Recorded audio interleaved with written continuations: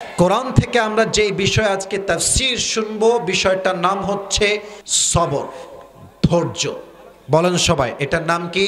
ধৈর্য ছাড়া আর কোনো অল্টারনেটিভ ওয়ে কি আপনাদের জানা আছে? আচ্ছা বলেন, আল্লাহর কাছে যদি আমরা সাহায্য চাই দুইটা জিনিস দিয়ে চাইবো, বলেন কয়টা জিনিস?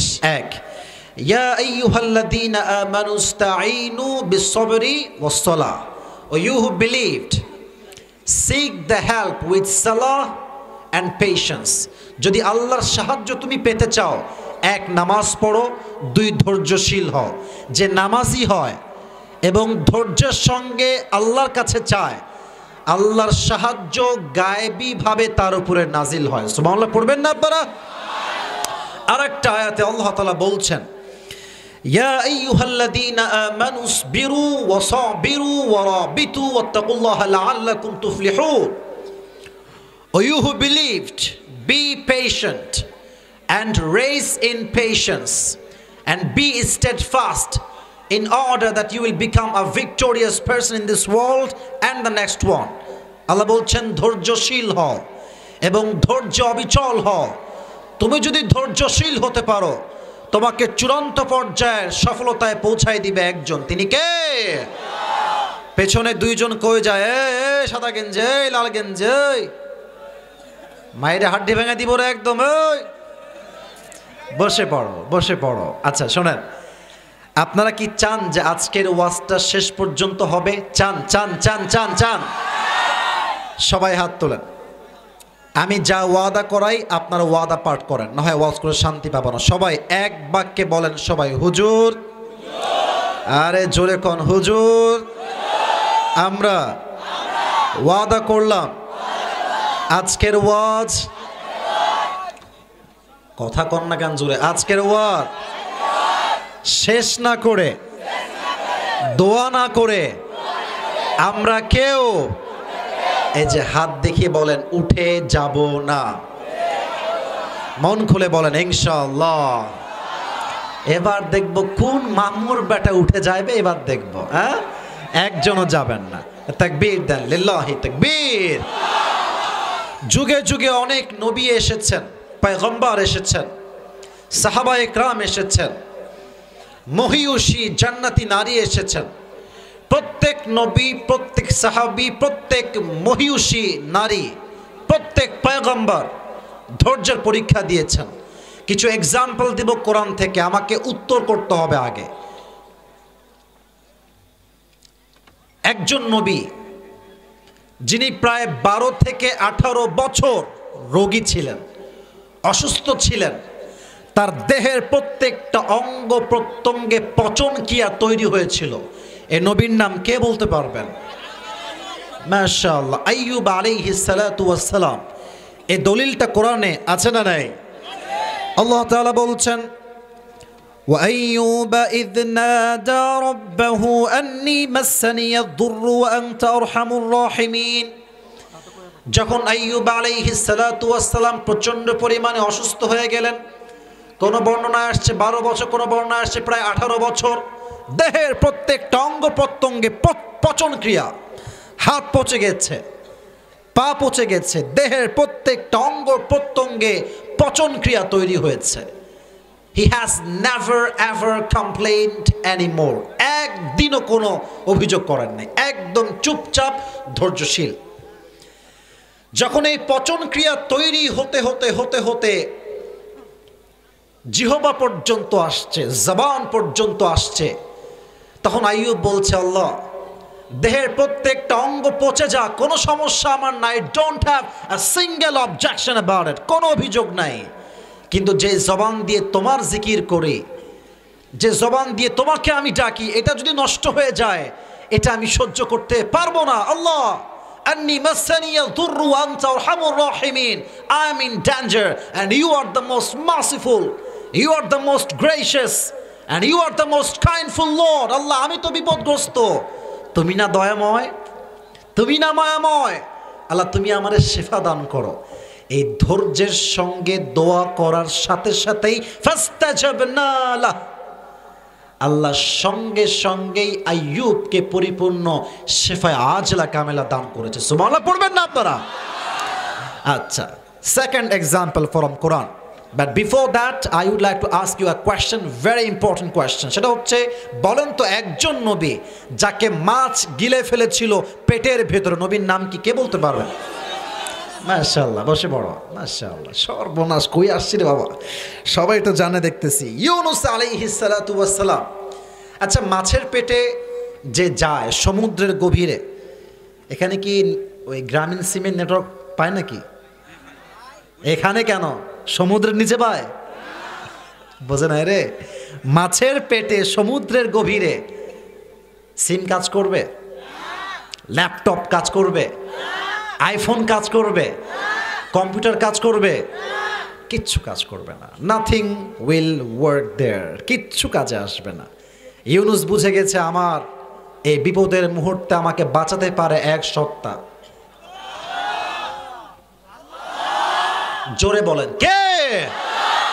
ইউনুস আলাইহিস সালাতু ওয়াস সালাম শুরু করলেন পড়তে, লা ইলাহা ইল্লা আনতা সুবহানাকা ইন্নী কুনতু মিনাজ জালিমিন। এই দোয়া যখন তিনি পড়ে, আল্লাহ তুমি তো আমাকে মুক্তিদাতা, তুমি তো আমাকে পারবে হেফাজত করতে, তুমি তো সবচাইতে পবিত্র সত্তা। যখন তিনি আল্লাহকে মাছের পেটের ভেতরে সমুদ্রের হাজার হাজার ফিট পানির গভীর থেকে ডাক দিয়েছে, আল্লাহ তুমি তো আমাকে বাঁচাতে পারবা, আর কেউ পারবে না। ফাস্তাজাবনা লাহ, আল্লাহ তাকেও মাছের পেট থেকে মুক্তি দান করেছেন। একটু জোরে সোরে সবাই মিলে মজা করে সুবহানাল্লাহ পড়তে পারলে না সবাই মিলে? আচ্ছা, বলেন তো আমার নবীজির বউ ছিল কয়টা? সর্বনাশ, মাশাআল্লাহ। এখানে প্রশ্ন করতে এখন ভয় লাগছে ভাই, যেভাবে উত্তর দিচ্ছেন আপনারা। বলেন ছিল কয়টা? আচ্ছা, এমনি প্রশ্ন করছি, এটা কিন্তু বাঁধানোর স্বার্থে একদমই না। আমি ওই মনোমাইন্ড বিলংই করি না। আমি চাই সবাইকে সম্মানের সঙ্গে বোঝাতে, that's why I am asking, otherwise আমি জিজ্ঞেস করতাম না। আচ্ছা, নবীর প্রথম স্ত্রীর নাম কি বলতে পারবেন? রাদিয়াল্লাহু তাআলা আনহা। আচ্ছা, আর একটা প্রশ্ন, নবীর অনেক বউ তো ছিল আমরা জানি, বাট একজন বউ, she was single, she was not divorced, she was virgin, এই বইয়ের নাম কি বলতে পারবেন? আয়েশা রাদিয়াল্লাহু তাআলা আনহা। মাশাআল্লাহ, রিয়েলি অ্যাপ্রিশিয়েটেড, সবাই জানেন। আচ্ছা, ছোট্ট একটা হাদিস মনে আসছে। আচ্ছা, একজন মেয়ের জীবনে সতীত্বের চাইতে দামি জিনিস আর কি কিছু হতে পারে? বলেন না কেন, হতে পারে, পারে পারে পারে। আজকালকার মেয়েদের কথা বলতে গেলে বড্ড কষ্ট পাই, বাট বলতে হয় যেহেতু ওয়াজ করি, জায়গাটাই হচ্ছে বলার। আজকালকার 7-এর মেয়েরা, 7 তো ইয়ার ये बहुत ज़्यादा हो गया, 6 বা 5-এর মেয়েরা টিকটকও করে, প্রেমও করে বেড়ায়। Do you agree with this? একমত আপনারা সবাই? কথা কি ভুল বলছি আমার যুবক ভাইরা? বলো বলো বলো বলো বলো বলো। 5 বছরের মেয়ে যে এখনই নষ্টামি করছে, এই ক্লাস 5-এ পড়ে, যার বয়স মাত্র 11 বা 12, এই মেয়ের বয়স 22 হলে কি করবে আপনি ভাবেন? কথা ঠিক কিনা বলো যুবক ভাইরা আমার? মেয়েদের জীবনের সবচাইতে দামি জিনিস হচ্ছে তার ভার্জিনিটি, তার সতীত্ব। আম্মা জান আয়েশা, হাদিসে আসছে, নবীর প্রত্যেকটা বউকে নবীজি প্রত্যেক মাসে লটারি করে বাহিরে ঘুরতে নিয়ে যেতেন। এই লটারিকে আপনারা বোঝেন? আচ্ছা, আমার দিকে তাকান, যদিও বোঝেন আমি জানি, জাস্ট এক্সাম্পল দেওয়ার জন্য টিস্যুর বক্সটা নিলাম, please don't take it negatively, ওকে?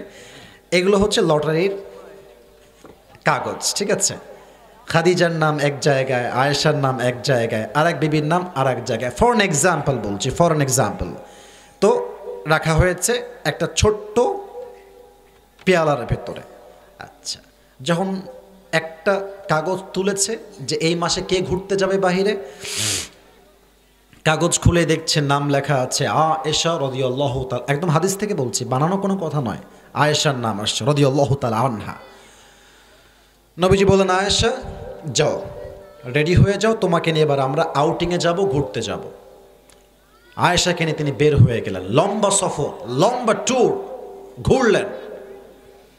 যখন সফর থেকে কাম ব্যাক করবেন বাসার দিকে, সফরের ঠিক মাঝখানে যখন বাসায় আসবে, আয়েশার প্রচণ্ড পরিমাণে প্রকৃতির ডাকে সাড়া দেওয়ার একটা প্রয়োজন দেখা দিল।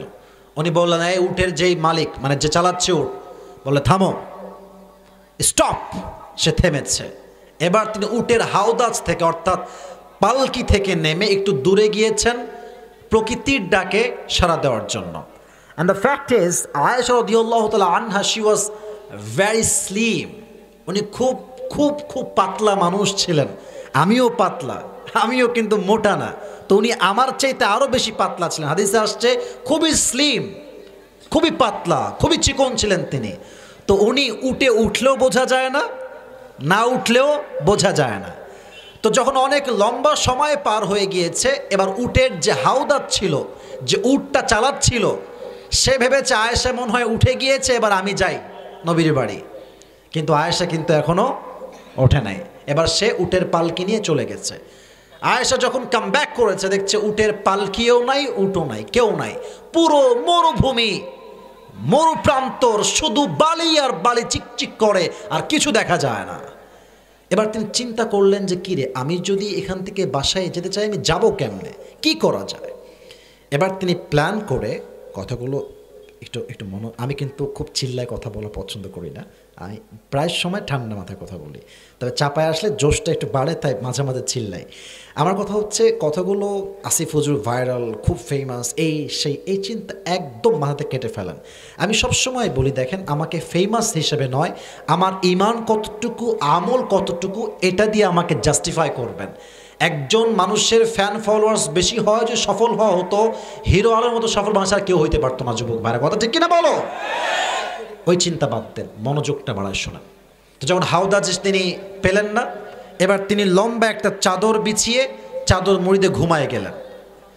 দীর্ঘ লম্বা সময় পরে একজন সাহাবী, তার নাম হচ্ছে আব্দুল্লাহ ইবনে মুআত্তাল রাদিয়াল্লাহু তাআলা আনহু, তিনি আসছেন। কারণ নবী তাকে দায়িত্ব দিয়েছেন, যারাই হারিয়ে যাবে তুমি রিসিভ করে নিয়ে আসবা। যখন তিনি আসলেন, মরুভূমি পুরোটাই ফাঁকা, কেউ নাই। কিন্তু মরুভূমির ঠিক মাঝখানে একটা লম্বা চাদর দেখতে পাচ্ছে, মনে হচ্ছে কেউ শুয়ে আছে। ওখানে যে দেখলেন যে কোনো একজন নারী এখানে শুয়ে আছে, উনি কাছে দিলেন। আয়েশা বুঝতে পারলেন কেউ হয়তো বা এসেছে। তিনি সঙ্গে সঙ্গে উঠে সুন্দর করে মুখ ঢেকে উঠে গেলেন হাওদাজে। দীর্ঘ লম্বা সফর করে তিনি বাসায় ফিরে আসলেন। এদিকে মুনাফিকের সর্দার সুযোগ পেয়ে গেল। হায় হায় হায়, এবার সে পুরো মদিনায় একটা প্রোপাগান্ডা ছড়াই দিল যে আয়েশা সফর থেকে কাম ব্যাক করার সময় অমুক সাহাবীর সঙ্গে জেনা করে বাসায় ফিরে আসছে। এই আওয়াজ নাউজুবিল্লাহ আপনাদের তো হইতে পারে বলে আমি বিশ্বাস করি না, বলেন না নাউজুবিল্লাহ ভাইরা? আচ্ছা, আয়েশার মতো একজন চরিত্রবান, সতীত্ববান নারী কোনো যুবকের সঙ্গে জেনা করতে পারে, এটা কি আপনার বিশ্বাস হয়? হয় হয় হয়। কিন্তু আয়েশা কিচ্ছু জানে না যে আমার নামে এত বড় মিথ্যা অপবাদ দেওয়া হয়েছে। এবার তিনি বাসায় ফিরে আসলেন। তিনি লক্ষ্য করলেন নবী আগে যেমন ভালোবাসতেন এখন আর তেমন ভালোবাসেন, আমার দিকে তাকায় না, সালাম দেয় না, কালাম দেয় না, কথা নাই, বার্তা নাই। বাট তিনি জানতেন না আসলে কি হয়েছে। এবার যখন আয়েশা রাদিয়াল্লাহু তাআলা আনহা বাসায় ফিরে আসেন আবু বকর রাদিয়াল্লাহু তাআলা আনহুর কাছে, উনিও তাকায়, বাট সালাম দেয় না, ভালোবাসা নাই। কারণ সবার কানে পৌঁছেছে আয়েশা নাকি অমুক সাহাবীর সঙ্গে জেনা করে বাসায় আসছে। বাট এটা কি সত্যি না মিথ্যা, উনি কিচ্ছু জানেন না। তো একজন কাজের মহিলা ছিল, সে আসছে, বলছে আয়েশা তুমি কি জানো তোমার নামে কি হয়েছে? বলছে কি হয়েছে বলেন তো আমাকে। তোমার নামে এই মিথ্যা তহমত দেওয়া হয়েছে, তুমি নাকি অমুকের সঙ্গে জেনা করে ফষ্টি নষ্টি করে বাসায় আসছো। এটা শুনে প্রচণ্ড আঘাত পেলেন, চুপচাপ বসে গেলেন। আস্তাগফিরুল্লাহ, নাউজুবিল্লাহ, আমি তো জীবনে এমন কোনো কাজ করি নাই, আমার নামে মিথ্যা অপবাদ কে দিয়েছে? ইন দ্য মিন টাইম নবীজি আসছেন, বলছে আয়েশা শোনো, আসলে কি জানেন, বিপদে পড়লে কিন্তু আশেপাশে মানুষের রূপটা বের হয়ে আসে। হ্যাঁ, যখন দেখবেন টাকা পয়সা অনেক আপনার, বাপ রে বাপ, আরে দোস্ত তুমিই তো আমার দোস্ত, আর কে আমার দোস্ত বলো? আর যখন দেখবেন চাকরি নাই, টাকা নাই, অবস্থা খুবই নিচের দিকে, আশেপাশের সব রক্তের আপন মানুষগুলো পর হইতে দেরি হবে না যুবক ভাইরা, ঠিক কিনা বলো? নবীজি বলছে আয়েশা তুমি যদি জেনা করেই থাকো বা ফষ্টি নষ্টি হয়ে গিয়ে থাকে বা অন্যায় হয়ে গিয়ে থাকে, তুমি আল্লাহর কাছে তওবা করো। এবার আয়েশা আর সহ্য করতে পারলেন না, বলছি ইয়া রাসূলুল্লাহ, আপনি আমাকে বিশ্বাস করেন না? ইয়া হাবিবাল্লাহ, আপনি আপনার বউকে বিশ্বাস করেন না? বলছে না না, আমি তো বিশ্বাস করি, বাট যদি মানুষ হিসেবে হয়ে যায় আল্লাহর কাছে মাফ চেয়ে নাও। এবার আয়েশা বললেন, আমার কাছে ধৈর্য ছাড়া আর কোনো হাতিয়ার আর বাকি নাই। আমি চুপ হয়ে গেলাম। আমার ধৈর্য, আমার ভরসা, আমার আশা এক সত্তা, তিনি কে? এবার দেখেন সবরের ফলাফল কাকে বলা হয়, সবরের বিনিময় কাকে বলা হয়। আয়েশা রাদিয়াল্লাহু তাআলা আনহা ধৈর্যের পরিচয় দিয়েছেন এবং ফলাফল হিসেবে তার চরিত্র যে পবিত্র, সে যে একজন সতীত্ববান নারী, তাকে সতীত্ববান প্রমাণ করবার জন্য আল্লাহ নিজেই আসমান থেকে জিবরাইলের মাধ্যমে ওহী নাজিল করে, আয়াত নাজিল করে তার সতীত্বকে পবিত্র ঘোষণা করে দিয়েছেন। আল্লাহ যাকে পবিত্র বলে তাকে আর কেউ কি অপবিত্র বলতে পারে? তাহলে কি বুঝলেন? মানুষ যখন গালিগালাজ করবে, ডোন্ট রিয়্যাক্ট, কিচ্ছু বলবেন না। It's just a matter of time. সময় যখন ঠিক হবে সব ঠিক হয়ে যাবে। ততক্ষণ পর্যন্ত সবর করবেন এক সত্তার উপরে, তিনি কে? এবার আসেন আরেকটা মজার হাদিস গল্প শোনাই। গল্প তো না, বিশাল লম্বা একটা ঘটনা। তবে হাদিস থেকে গল্প বললে, হাদিস থেকে ঘটনা বললে আপনাদের কি কোনো কষ্ট হবে? রাত তো প্রায় 12:30 বাজতে গেল, আমি তো 11:30টায় উঠেছি। আমার ওয়াজ কি আমি মন মতো করতে পারবো আজকে, নাকি আপনারা আমাকে সময় দিবেন তো আজকে? ইনশাআল্লাহ দিবেন তো দেন। সবাই কাশি দেন, তাকবীর দেন, লিল্লাহি তাকবীর। তো নবীজির প্রথম বউ যেন কে ছিল? খাদিজা রাদিয়াল্লাহু তাআলা আনহা। কোন রিওয়ায়াতে আসছে খাদিজার বিয়ে হয়েছে মোট 4 বার, কোথাও আসছে 5 বার, কোথাও আসছে 3 বার। যতবার তিনি বিয়ে করেছেন প্রত্যেকবার প্রত্যেকটা স্বামী মারা গিয়েছে, প্রত্যেকটা স্বামী সন্তান দিয়েছে, সন্তান দিয়ে মৃত্যুবরণ করেছে। একজন মেয়ের স্বামী মরলে মেয়েটা বোঝে দুনিয়াতে বাপের মতো আপন, স্বামীর মতো আপন দ্বিতীয়টা আর কেউ হতে পারে না। অনেক মেয়ে তো স্বামীকে খোড়ে দেয়, হ্যাঁ আমার অমুক বান্ধবী তার স্বামী তাকে আইফোন দিয়েছে, তুমি তো আমাকে স্যামফোনিও গিফট করতে পারো নাই, ঠিক কিনা বলেন যুবক ভাইরা?